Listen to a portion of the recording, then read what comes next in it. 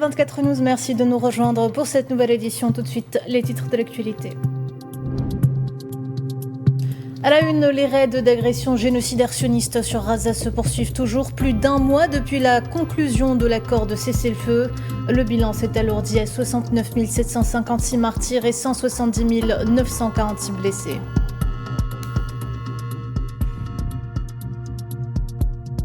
Vaste opération d'arrestation en Cisjordanie occupée. Une dizaine de Palestiniens, dont un enfant persécuté et arrêté dans différents gouvernorats.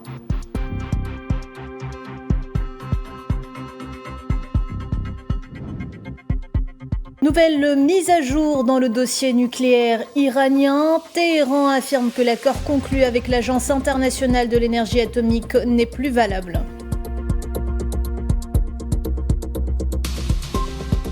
Puis on ira à Luanda dans ce journal pour le coup d'envoi du 7e sommet Union africaine-Union européenne en Angola. Un rendez-vous placé cette année sous le signe du multilatéralisme.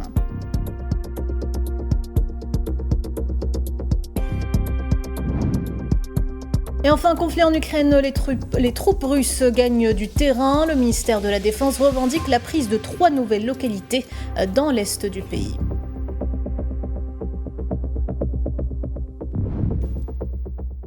Bonsoir à toutes et à tous. Pas de répit pour les Palestiniens de Gaza près de 2 mois depuis la conclusion de l'accord de cessez-le-feu. Selon les autorités palestiniennes de la santé, le bilan s'est une nouvelle fois alourdi ce dimanche, atteignant les 69 756 martyrs et 170 946 blessés, en majorité des femmes et des enfants.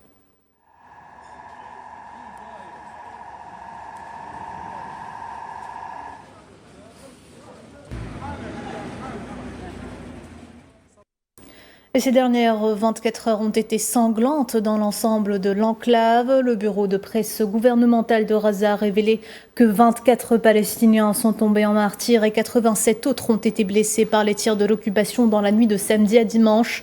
En plus des bombardements intensifs, les forces d'occupation mènent des opérations de démolition à grande échelle dans le secteur.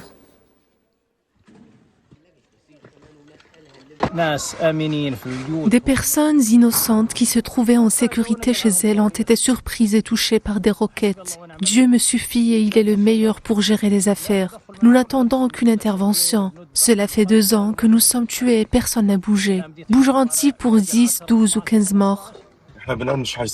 Nous ne croyons pas à l'existence d'une trêve. Le cessez-le-feu interviendra que lorsqu'ils se retireront complètement. Mais parler de zones jaunes, rouges ou vertes, ce ne sont que des paroles en l'air. Et depuis la conclusion de l'accord de cessez-le-feu dans l'enclave palestinienne, les forces sionistes ont commis près de 500 violations en 44 jours seulement, entraînant le martyre de 342 civils, dont une grande partie étaient des enfants, et 875 blessés, en plus de l'arrestation arbitraire de 35 personnes lors d'opérations d'incursion et d'assaut, ce qui confirme l'insistance de l'occupation sioniste à compromettre l'accord de paix et à créer une réalité de terrain sanglante, menaçant la sécurité et la stabilité de toute la région.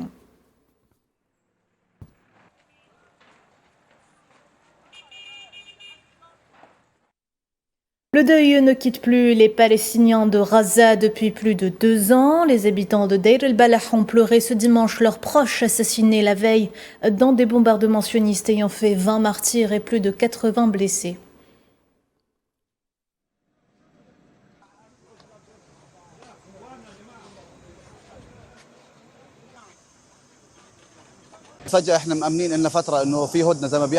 Nous nous sentions en sécurité car il y avait une trêve, comme on dit. Voici la ceinture de mon cousin martyr. On dit qu'il y avait une trêve. Soudain, en 1 seconde, nous avons entendu 2 roquettes. Nous avons couru vers les maisons et avons constaté que les maisons de ma famille et de la famille d'Abou Shawish étaient endommagées. Qui était à l'intérieur? Des femmes et des enfants. En Cisjordanie occupée, les raids d'agression sioniste s'intensifient. Les forces d'occupation ont lancé ce dimanche une vaste campagne d'arrestation accompagnée de destruction de maisons. Selon l'agence de presse palestinienne Wafa, l'occupation a arrêté 6 personnes, dont un enfant et un prisonnier libéré à Al-Khalil, tandis que 4 autres ont été persécutés et arrêtés à Beit Laham, Naplouse et Areha. «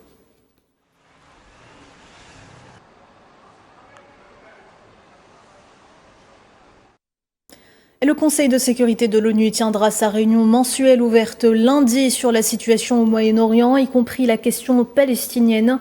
Des consultations à huis clos doivent suivre l'exposé public. En toile de fond, le non-respect de l'accord de cessez-le-feu conclu entre le mouvement de résistance palestinien Hamas et l'entité sioniste le 10 octobre dernier. À noter que la première phase de cet accord prévoyait initialement la fin des agressions génocidaires sionistes, le retrait des forces d'occupation, ainsi que l'accès à l'aide humanitaire et l'échange des prisonniers.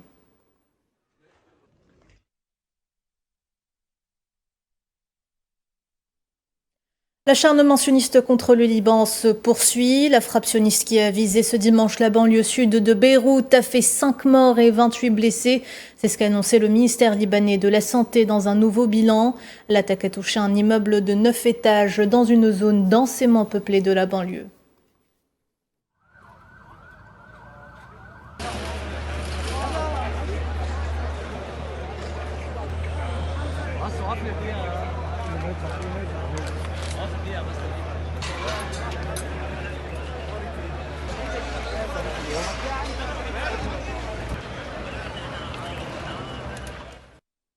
Dossier nucléaire, l'Iran vient d'annoncer que l'accord qu'il avait signé en septembre avec l'Agence internationale de l'énergie atomique n'était plus valable, et ce en réponse à une récente résolution de l'agence. Pour rappel, Téhéran et l'AIEA avaient signé un accord visant à ouvrir la voie à la reprise de leur coopération, notamment sur les modalités de relance des inspections des installations nucléaires iraniennes. On écoute à ce sujet Ismaël Baqai, porte-parole de la diplomatie iranienne.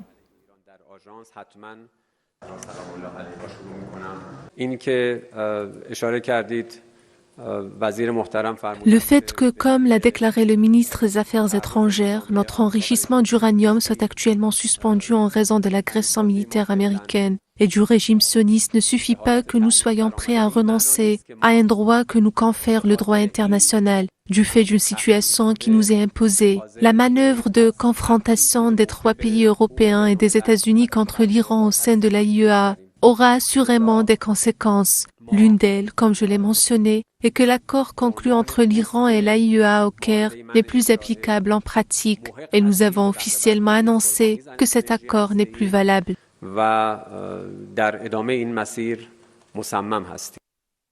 Dans notre dossier africain, représentant le président de la République, le ministre d'État algérien, ministre des Affaires étrangères Ahmad Attaf est arrivé ce dimanche à Luanda en Angola pour participer au 7e sommet de coopération et de partenariat entre l'Union africaine et l'Union européenne qui se tiendra les 24 et 25 novembre.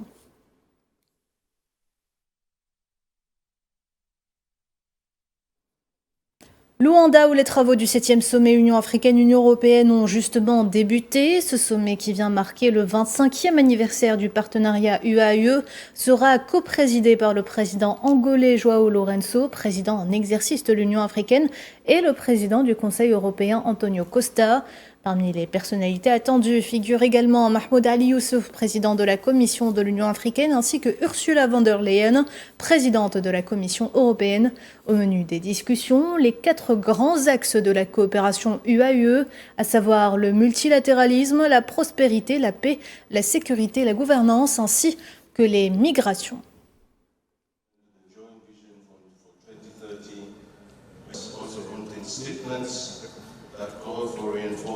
And when you have been able to work 25 years with your country and beyond, I will simplify with 3 sentences.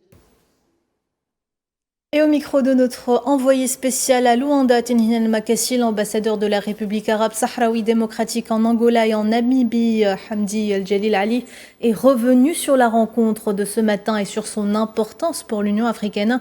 Et en tant que membre fondateur de l'UA, le Sahara occidental est présent, ce qui dénote que la question sahraoui est encore présente et que les tentatives de l'occupation marocaine d'enterrer définitivement le dossier restent vaines.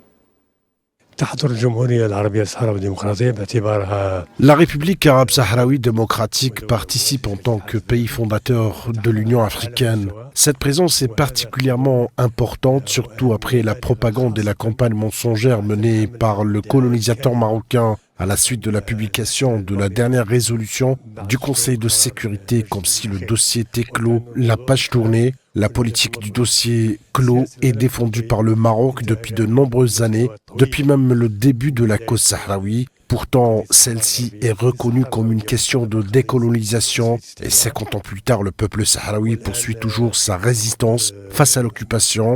Alors que le Maroc manœuvre et se contredit, la République sahraoui se trouve aujourd'hui à son plus haut niveau de représentation. Il s'agit d'une réponse concrète à la propagande mensongère marocaine, prétendant que la question sahraoui serait définitivement résolue. La présence du président sahraoui et la concrétisation du statut de la République arabe sahraoui démocratique, État membre jouissant pleinement de son adhésion au sein de l'Union africaine. Nous considérons que cette réponse s'adresse d'abord au Maroc, mais également au peuple sahraoui, à l'Afrique et au monde entier.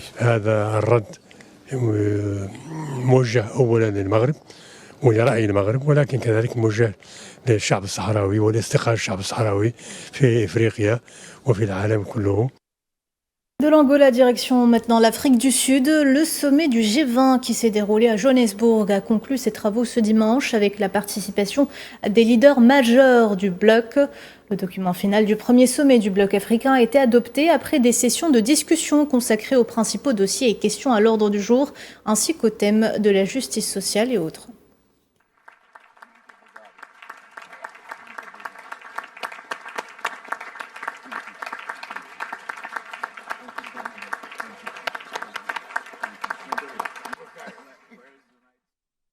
Dans ce contexte, le président sud-africain Cyril Ramaphosa a affirmé que les résultats de ce G20 renouvellent l'engagement de Pretoria envers le multilatéralisme. Au cœur de notre présidence réside la conviction que le G20 doit agir avec audace et de concert pour créer un environnement de croissance inclusive, un environnement de réduction des inégalités et un environnement propice au développement durable. La déclaration des dirigeants du sommet du G20 en Afrique du Sud est plus que de simples mots. C'est un engagement à prendre des mesures concrètes qui amélioreront la vie des populations dans toutes les régions du monde. Plus encore, cela réaffirme notre engagement renouvelé en faveur de la coopération multilatérale et notre conviction que nos objectifs communs l'emportent sur nos divergences. And our recognition that our shared goals outweigh our differences. Pour sa part, le ministre sud-africain des Relations internationales et de la coopération, Ronald Lamola, a souligné le leadership du pays sur les questions mondiales, et ce lors d'une conférence de presse ce dimanche. Je vous propose de l'écouter. Il est admis que le multilatéralisme nous est bénéfique à tous, partout dans le monde. C'est pourquoi, même lors de la COP30, une résolution a été adoptée en Afrique du Sud. Les pays du Sud font preuve d'un leadership sans précédent. Ce fut un grand succès pour notre pays. Et je crois que les Sud-Africains peuvent être fiers d'avoir accueilli le monde entier. Ils ont démontré qu'ils peuvent continuer à être une plateforme de premier plan pour accueillir des événements internationaux et influencer les enjeux géopolitiques internationaux. Quelques 860 000 électeurs ont été appelés ce dimanche à choisir parmi 12 candidats à la présidentielle en Guinée-Bissau, alors que le président sortant Umaro Sissoco Embalo est donné favori pour remporter le scrutin dès le premier tour. Il deviendrait alors le premier chef de l'État de Guinée-Bissau à effectuer 2 mandats successifs depuis l'instauration du multipartisme en 1994.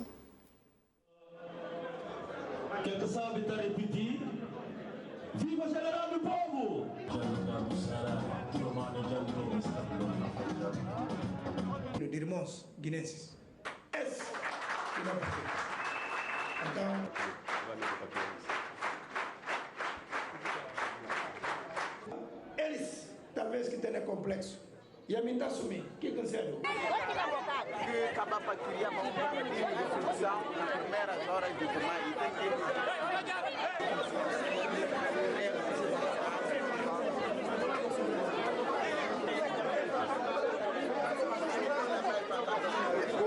Il y a toujours première fois. Je suis le premier président de la Guinée-Bissau qui va voter son deuxième mandat. Et donc j'espère continuer comme ça. Parce que tous les autres, malheureusement, personne n'arrivait à achever son mandat et d'aller voter. Marivoise l'a fait, l'a permis. Moi, je serai celle qui va continuer sa propre succession.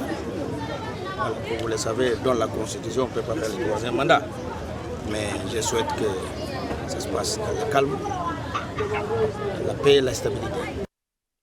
Conflit en Ukraine, une présumée attaque de drones russes a frappé une zone résidentielle de la ville ukrainienne de Dnipro ce dimanche, blessant 14 personnes et endommageant des appartements et des voitures selon des responsables locaux.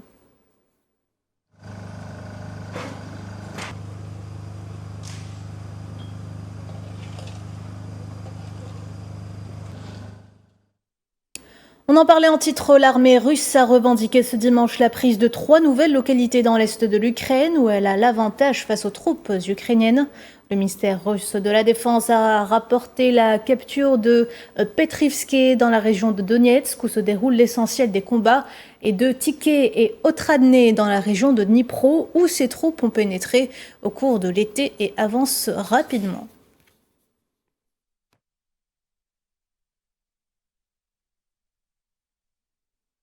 Pour sa part, le gouverneur de Moscou, Andrei Vorobiov, a révélé ce dimanche sur la plateforme Telegram que l'Ukraine avait bombardé une centrale principale de chauffage et d'électricité avec des drones, provoquant un incendie et obligeant les autorités à activer des sources d'énergie et de chauffage de secours.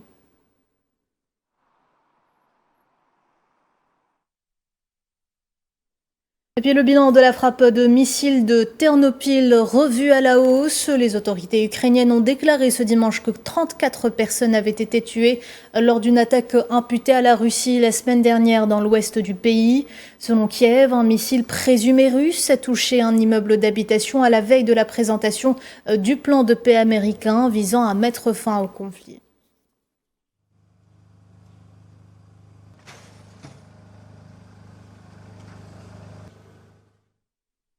À ce propos, la présidente de la Commission européenne, Ursula von der Leyen, a insisté ce dimanche dans une déclaration sur le fait que l'Ukraine doit avoir la liberté de choisir son propre destin, ajoutant que l'implication de l'UE dans la garantie et le maintien de la paix en Ukraine doit être reconnue et intégrée dans les plans de paix. Pour la présidente de la Commission de l'Union européenne, les frontières ne peuvent être modifiées par la force. On écoute. Nous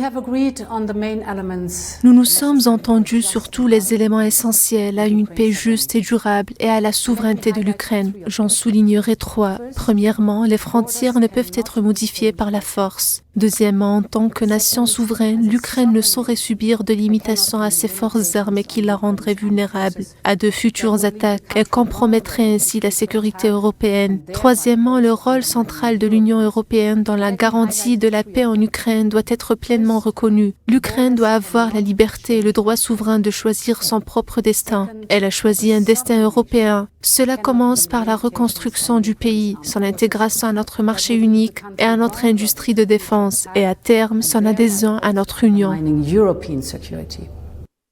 De son côté, le chancelier allemand Friedrich Merz a déclaré qu'il n'était pas convaincu qu'une solution acceptable pour l'Ukraine basée sur le plan en 28 points des États-Unis serait trouvée d'ici la date limite fixée par le président Donald Trump, ajoutant qu'il avait lui-même fait sa propre proposition, actuellement en discussion à Genève, sur la manière de franchir au moins une première étape d'ici jeudi.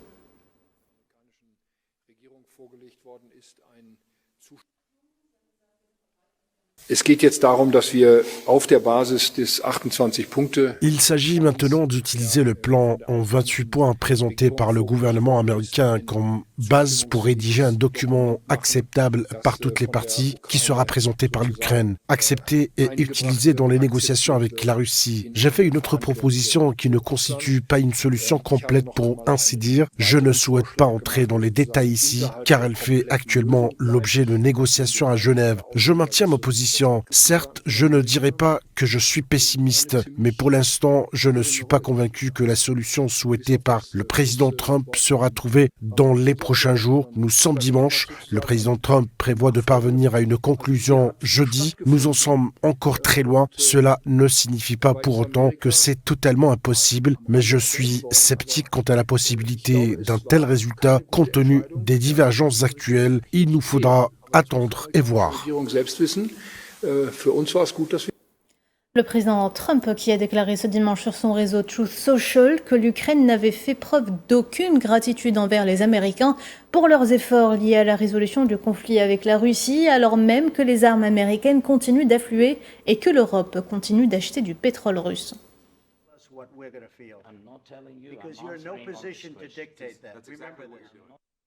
Dans le même sillage, le président turc Recep Tayyip Erdogan a déclaré qu'il s'entretiendrait par téléphone lundi avec son homologue russe Vladimir Poutine pour discuter des efforts de paix en Ukraine, ajoutant qu'il lui demanderait également de relancer un accord pour le passage sécurisé des céréales via la mer Noire.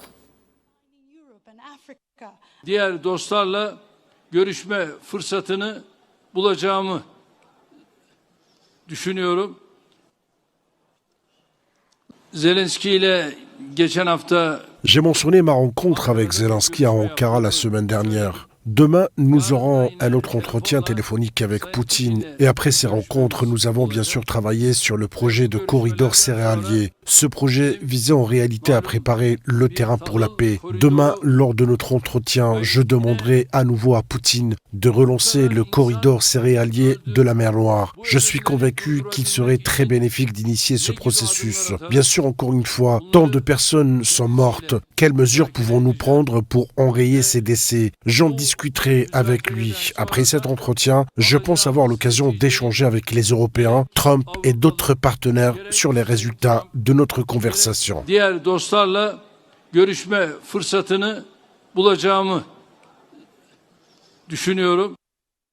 Autre actualité, le trafic aérien à l'aéroport d'Eindhoven dans le sud des Pays-Bas a été suspendu pendant plusieurs heures samedi soir en raison de multiples observations de drones.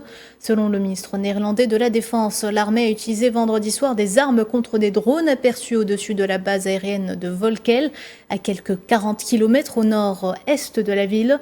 Interrogé sur la provenance des drones, le ministère de la Défense n'a fait aucun commentaire supplémentaire.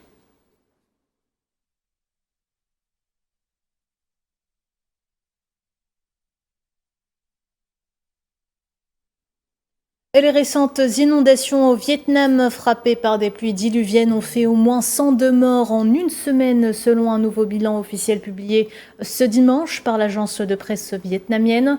La majorité des personnes tuées depuis le 16 novembre ont été recensées dans la province montagneuse de Dak Lak dans le centre où les eaux ont inondé des dizaines de milliers d'habitations. Entre janvier et octobre, les catastrophes naturelles ont fait 279 morts ou disparus dans le pays et plus de 2 milliards de dollars de dégâts selon des chiffres officiels.